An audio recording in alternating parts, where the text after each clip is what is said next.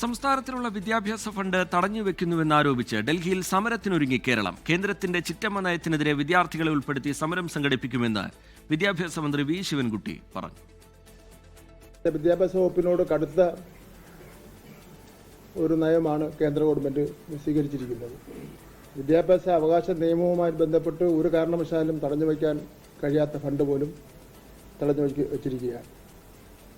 440 കോടി രൂപ തടഞ്ഞു വച്ചിരിക്കുകയാണ്. അതുമാത്രമല്ല SSKയുടെ ഫണ്ട് അത് തടഞ്ഞു വച്ചിരിക്കുകയാണ്. ഇതിൽ പ്രതിഷേധിച്ചുകൊണ്ട് വിദ്യാഭ്യാസ മന്ത്രിയുടെ നേതൃത്വത്തിൽ ഡൽഹിയിൽ കേന്ദ്ര ഗവൺമെന്റ് ശ്രദ്ധയിൽപ്പെടുന്നതിന് വേണ്ടി ഒരു പ്രതിഷേധ സമരം നടത്തുന്നതിനെ സംബന്ധിച്ചിടത്തോളം ആലോചിച്ചുകൊണ്ടിരിക്കുകയാണെന്നുള്ള കാര്യം സൂചിപ്പിക്കുകയാണ്. ലോകത്തെവിടെയായാലും ഏത് സമയത്തും 24 വാർത്തകളും ഓഗ്മെന്റഡ് റിയാലിറ്റി പാക്കേജുകളും എക്സ്പ്ലെയിനറുകളും വിശദമായി കാണാൻ ഞങ്ങളുടെ യൂട്യൂബ് ചാനൽ നിങ്ങൾക്ക് സബ്സ്ക്രൈബ് ചെയ്യാം.